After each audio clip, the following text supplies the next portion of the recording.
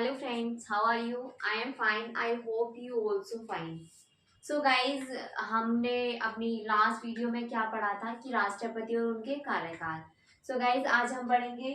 ठीक है. नेक्स्ट हमारा टॉपिक 2 स्टार्ट होता है संघवाद, जिसको बोलते हैं फेडरलिज्म. ठीक है.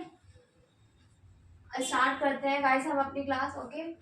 पहले हम थोड़ा सा देख लेंगे कि संघवाद होता क्या है, संघ का मतलब क्या होता है. ठीक है.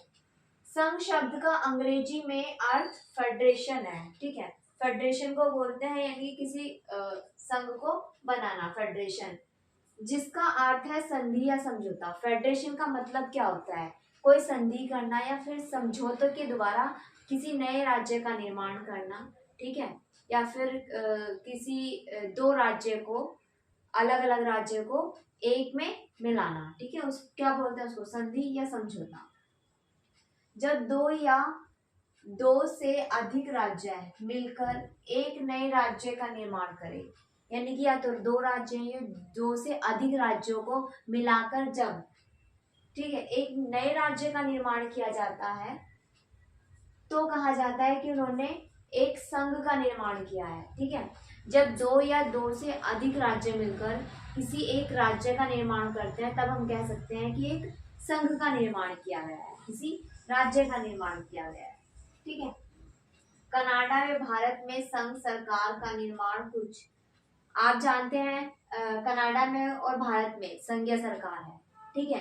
अब कनाडा और भारत में संघ सरकार का जो निर्माण है वो ये नहीं है कि एक मतलब अधिक दो या दो से अधिक जो राज्य उनको मिलाकर किया गया है. नहीं. ठीक है. संघ सरकार का निर्माण कुछ स्वतंत्र राज्यों को मिलने से नहीं, यानी कि ऐसा नहीं है कि छोटे छोटे राज्य जो है वो मिल गए तो भारत में संघीय सरकार का निर्माण हो गया. नहीं. छोटे छोटे स्वतंत्र राज्यों को मिलने से नहीं हुआ है, बल्कि एक बड़े संघात्मक राज्य को बांटकर संघ शासन की स्थापना की गई है. ठीक है. एक बड़े राज्य को अलग अलग राज्यों में बांट दिया तो वो क्या बन गए? संघ बन गए. ठीक है.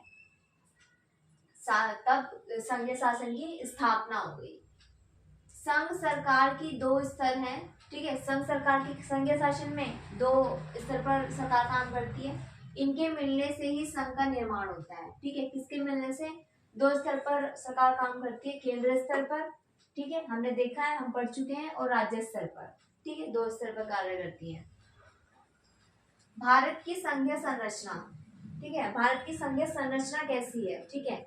मतलब भारत में क्या है जो उसको एक संघीय संरचना, भारत में ऐसा क्या है कि उसको संघीय संरचना, संघीय शासन कहा जाता है. ठीक है. उसको हम थोड़ा पढ़ लेते हैं. भारतीय संविधान एक संघीय संविधान है. कैसा है? संघीय संविधान है, जैसे कि हम जानते हैं, क्योंकि भारत में जो है क्या है, अलग अलग राज्य हैं. ठीक है. क्योंकि यह दोहरे शासन तंत्र की स्थापना करता है. दोहरे शासन तंत्र की स्थापना कैसे करता है भाई?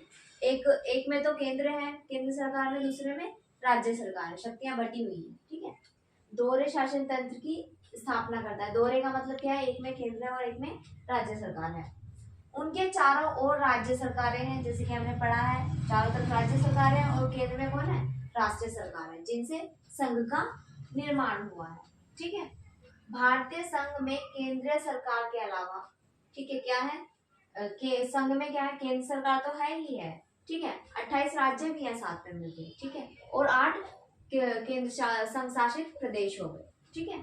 पहले 7 थे, अब तो आई थिंक 8 हो गए हैं.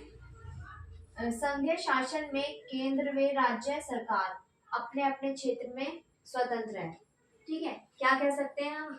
जो संघ होता है संघीय शासन में, जैसे कि भारत में या कनाडा में, कह सकते हैं राज्य और केंद्र सरकार अपने अपने कार्यों के लिए स्वतंत्र है. उनका अपना अपना क्षेत्र है, वो अपने अपने क्षेत्र में ही कार्य करेंगे. ठीक है.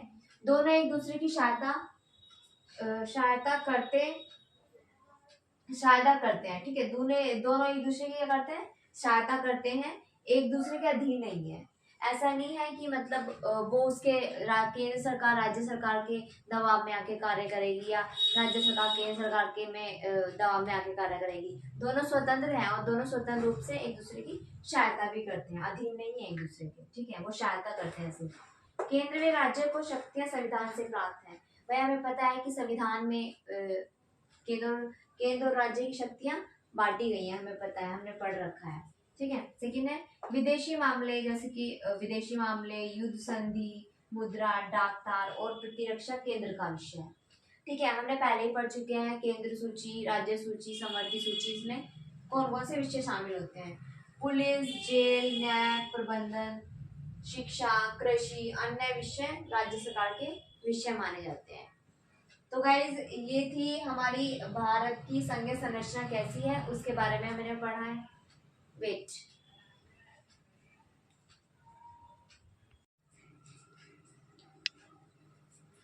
हेलो फ्रेंड्स, ओके हम आगे स्टार्ट करते हैं। देखिए संघीय भारतीय संविधान की विशेषताएं। ठीक है, हमने सब संघीय भारतीय संविधान के बारे में पढ़ लिया था, क्या होता है। ठीक है, उसकी संरचना पढ़ ली है। भारतीय संघीय संविधान की विशेषताएं पढ़ते हैं। ठीक है, लिखित संविधान है। संघीय शासन में क्या व्यवस्था होती है? लिखित संविधान होता है। संविधान में आसानी से परिवर्तन नहीं हो सकता। संविधान में आसानी से परिवर्तन क्यों नहीं किया जाता? बहुत लॉन्ग प्रोसेस है, लंबी प्रक्रिया है। संविधान की सर्वोच्चता है। ठीक है, संविधान के अकॉर्डिंग पूरा शासन चलाया जाता है। ठीक है, इसलिए संविधान की सर्वोच्चता है, सबसे ऊंचा संविधान है। दोहरी शासन प्रणाली, केंद्र और राज्य की भी शक्तियां बटी हुई है। ठीक है, और शक्तियों का विभाजन है। हमने शक्तियों का विभाजन पढ़ा है, केंद्र और राज्य के बीच भी पढ़ा है, और कार्यपालिका, न्यायपालिका, विधायिका यानी संसद के बारे में भी पढ़ा है। उच्चतम न्यायालय की विशेष स्थिति है। ठीक है, न्यायालय की विशेष स्थिति है, उच्चतम न्यायालय और उच्च न्यायालय है। संघीय शासन में संविधान की आत्मा एकात्मक है। कैसे हम पढ़ेंगे।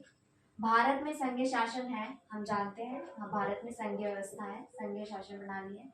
अमेरिका, ऑस्ट्रेलिया, स्विट्जरलैंड की अपेक्षा हमारा संघीय संविधान कनाडा से मिलता जुलता है। ठीक है, इन देशों की अपेक्षा हमारा संविधान किससे ज्यादा मिलता जुलता है? कनाडा से। ठीक है, कनाडा से। यह कहा जा सकता है संविधान का रूप तो संघात्मक है। कैसे? शक्तियां तो बटी हुई है, ठीक है, लेकिन पर उसकी आत्मा एकात्मक है। आत्मा एकात्मक का मतलब है कि जो शक्तियां बटी हुई है लेकिन वो कार्य किसके अकॉर्डिंग करेंगी? संविधान के अकॉर्डिंग। ठीक है, संघवाद के प्रतिमान। संघवाद के 5 प्रतिमान है। संघ, सहयोग, परिसंघ, संघीय व्यवस्था और लीग। ठीक है, ये 5 क्या है? प्रतिमान है संघवाद के। सो गाइज ये आज का हमारा टॉपिक था जो यहीं पे फिनिश होता है। सो अगर आपको स्क्रीनशॉट लेना है तो आप ले सकते हैं।